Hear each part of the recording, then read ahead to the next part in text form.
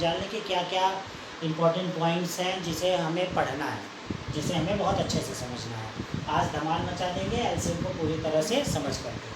तो चलिए देखिए, सबसे पहला पॉइंट आता है फैक्टर यानी अपवर्तक। हिंदी में कहते हैं उसे मल्टीपल यानी अपवर्तय, और कॉमन मल्टीपल यानी समापवर्तय, और उसके बाद हम पहुँचते हैं एलसीएम में, लीस्ट कॉमन मल्टीपल। अब देखिए यहाँ पे पढ़ाने का क्या ज़रूरत पड़ रहा है इन चीज़ों को, ये इसी तरह डेवलप किया गया है। पहले हम फैक्टर को जानेंगे, फैक्टर से हम मल्टीपल को अलग करेंगे, मल्टीपल को जानेंगे, फिर मल्टीपल से हम कॉमन मल्टीपल की तरफ बढ़ेंगे कि कॉमन मल्टीपल क्या होता है। जब हम कॉमन मल्टीपल को बहुत अच्छे से जान जाएंगे तो हम देखेंगे एलसीएम के लिए कि इस कॉमन मल्टीपल का एलसीएम में कैसे इस्तेमाल किया जाएगा। ठीक है, तो आइए बढ़ते हैं सबसे पहले फैक्टर की ओर।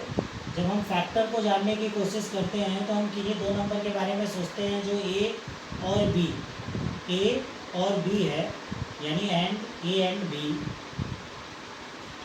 बी। अब हमें क्या करना है कि एक ऐसा नंबर है जो बी को डिवाइड कर रहा है और हमारे पास रिमाइंडर कितना बच रहा है, 0, यानी पूरी तरह से विभाजित कर दे रहा है, कंप्लीटली डिवाइड कर दे रहा है। तो हम क्या कहते हैं, A is a factor of B. ठीक है, इसके बाद आता है मल्टीपल। ठीक है, क्या होता है मल्टीपल। ठीक है, मल्टीपल के बारे में पढ़ेंगे, लेकिन मल्टीपल के बारे में पढ़ने से पहले आपके दिमाग में ये अभी क्लियर हो रहा होगा, लेकिन एक एग्जांपल दे देते हैं जिससे और क्लियर हो जाए, ताकि कोई क्वेश्चन आए तो हमें पता हो कि हम फैक्टर निकाल रहे हैं वो है क्या एक्चुअली में।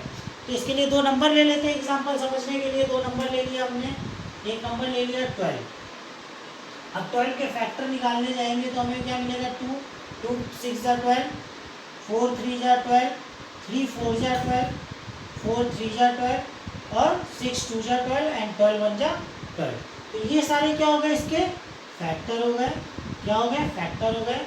अब जब हम इसके बाद कोशिश करेंगे मल्टीपल पढ़ने की, तो मल्टीपल में हम क्या देखते हैं, फैक्टर का पार्ट हमें क्या पता चल रहा है कि ए और बी कोई एक नंबर है, दो नंबर है, जिसमें बी को ए पूरी तरह विभाजित कर रहा है, रिमाइंडर 0 बच रहा है।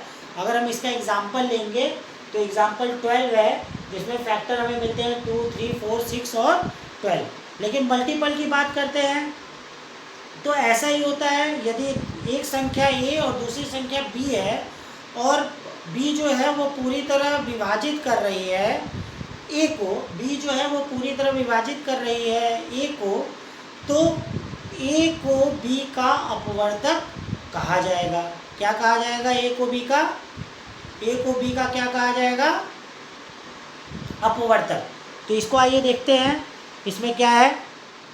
चलिए अब हम मल्टीपल की बात कर लेते हैं। अभी हमने देखा, ये आप लोग लिख चुके होंगे, अब तक नहीं लिखे होंगे तो वीडियो को पॉज करके जब लिखेंगे, लिखने की कोशिश करेंगे और इसे अपनी कॉपी में नोट्स की तरह बना के रखेंगे। ये बहुत इंपॉर्टेंट नोट है। मल्टीपल की बात करते हैं, ए और बी दो नंबर हैं, जिसमें बी जो है वो ए को विभाजित कर रहा है। रिमाइंडर कितना बच रहा है हमारे पास, 0। थोड़ा सा चेंज कर दिया है ताकि आपके लिए डिफिनेशन अलग अलग हो जाए। ठीक है, अब हमारे पास रिमाइंडर क्या बच रहा है, 0। तो हम क्या कहेंगे, यहाँ पे क्या था, नीचे वाला फैक्टर था, और यहाँ पे जब मल्टीपल की बात करेंगे तो क्या होगा, नीचे वाला ऊपर वाला क्या होगा, मल्टीपल में आ जाएगा। तो ए जो है वो मल्टीपल होगा of, A is a multiple of B. यानी इसी एग्जाम्पल को लेकर समझते हैं ताकि फैक्टर और मल्टीपल अलग हो जाए, समझ में आ जाए। एग्जाम्पल क्या था हमारे पास, 12, 2 3 4 6 एंड 12 का मल्टीपल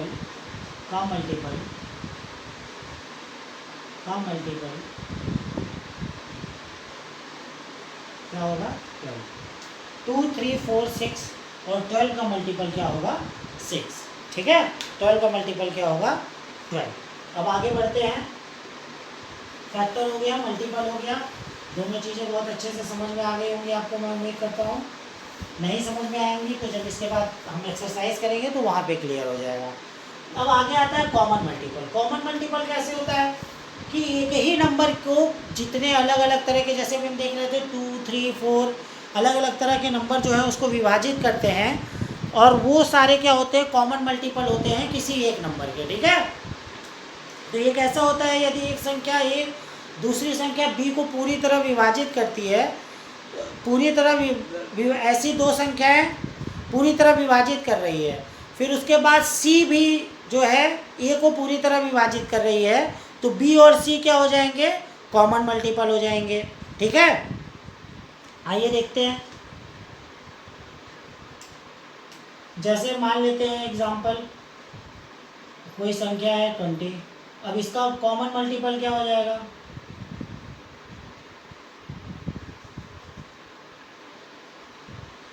कॉमन मल्टीपल इसका क्या हो जाएगा, 4, 5, 2, 10 और 20। इसके कॉमन मल्टीपल क्या हो गए, 4, 5, 10 और 20। ठीक है, अब एलसीएम में भी हमें क्या करना है, इसी कॉमन मल्टीपल का यूज़ करना है।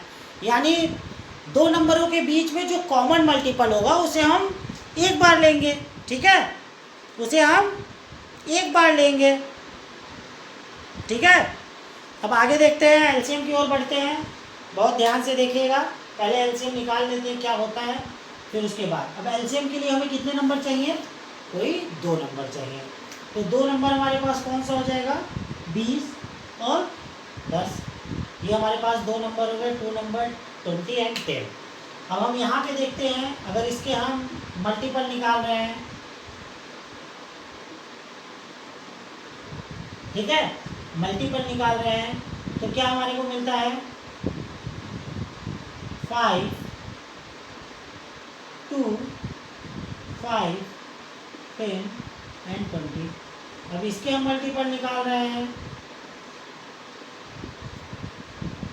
तो क्या हो जाएगा, 2, 5 एंड 10। अब हमको इसके कॉमन मल्टीपल निकालने हैं, तो 20 एंड 10। लीस्ट कॉमन मल्टीपल निकालने हैं तो एक साथ निकाल देंगे। यानी लीस्ट कॉमन मल्टीपल की जब हम बात करते हैं तो हम देखते हैं, जैसे इसमें भी 2 है और यहाँ पे भी 2 है, तो इन दोनों को अलग अलग नहीं देना है, इन दोनों के लिए एक 2 ले लेना है। फिर मल्टीप्लाई करते हैं, यहाँ पे भी 5 है, यहाँ पे भी 5 है, तो यहाँ पे क्या कर लेंगे, 5 ले लेंगे। लीस्ट नंबर लेना है तो 10 दोनों जगह है, तो 10 को नहीं लेंगे, हम यहाँ तक ही इसका करेंगे। अब इसको निकालने का तरीका भी हम यहाँ पे बताते हैं। तो इसका लीस्ट कॉमन मल्टीपल क्या आ गया, 10। सही है, बताइए।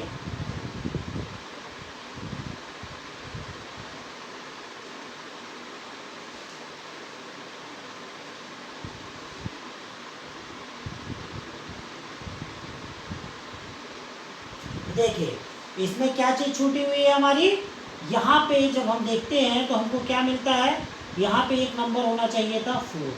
ठीक है, अब हम इसको और एक्सप्लेन करके देखते हैं। यहाँ पे हमें मिला 2, 2, 5, 10 and 20 slash 2 into 5 into question, यहाँ पे इसका आंसर। ठीक है, ठीक। अब यहाँ पे देखेंगे ये नंबर 10 है, इसको यहाँ से हटा देंगे। कोई भी जो नंबर होता है वो अपने आप कॉमन मल्टीपल में नहीं आएगा। तो यहाँ पे देखते हैं 2, 2 है, तो हाईएस्ट पहले वाले 2 वहाँ पे है, यहाँ पे भी है, यहाँ पे भी है, तो इसके लिए क्या करेंगे, एक सिंगल 2 लिख लेंगे। यहाँ पे ये वाला जो 2 है वो यहाँ नहीं है, तो यहाँ पे एक और 2 लिख लेंगे। यहाँ पे जो 5 है उसके लिए यहाँ पे एक 5 है, इन दोनों की जगह हम केवल एक 5 लिख लेंगे। अब इसका टोटल आ गया 20। कितना आ गया एलसीएम, 20 आ गया। अब आइए एलसीएम निकालने का तरीका सीखते हैं।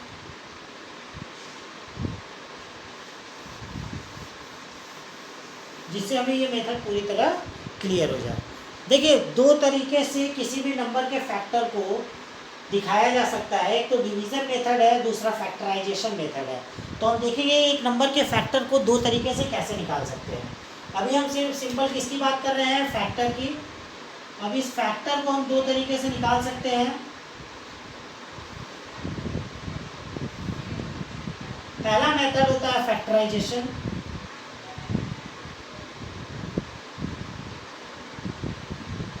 दूसरा मेथड होता है डिवीजन, और इन्हीं दोनों मेथड से हम एलसीएम बाद में फाइंड करेंगे। अभी हम सिंगल नंबर पे फैक्टर निकालना सीख रहे हैं। फैक्टर किसी भी एक नंबर का निकलता है और कॉमन फैक्टर किसी दो नंबर के बीच में निकलता है, ठीक है। तो आगे देखते हैं, या कॉमन मल्टीपल किसी दो नंबर के बीच में निकलता है। अब हम फैक्टर लेते हैं, फैक्टर के लिए एक एग्जांपल ले लेते हैं, क्या, 48, ठीक है। 48 को फैक्टर मेथड से निकालेंगे तो कैसे जाएगा,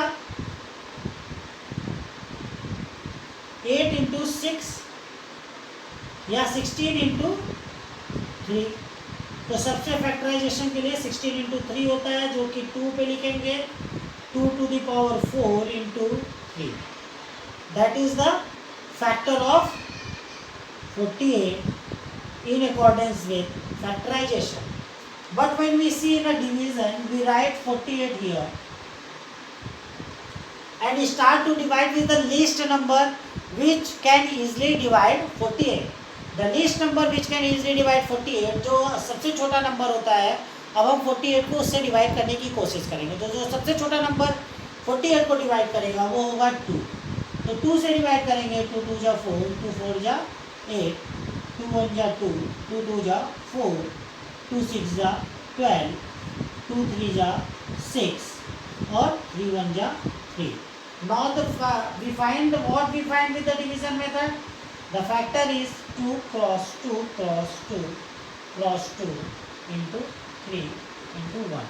That is come from division method. तो अब हम यहाँ पे समझ गए कि फैक्टराइजेशन मेथड में हमको नंबर किस पे लिखना है, पावर के फॉर्म में, जैसे 2 to the power 4, 3 to the power 1 and 1 to the power 1.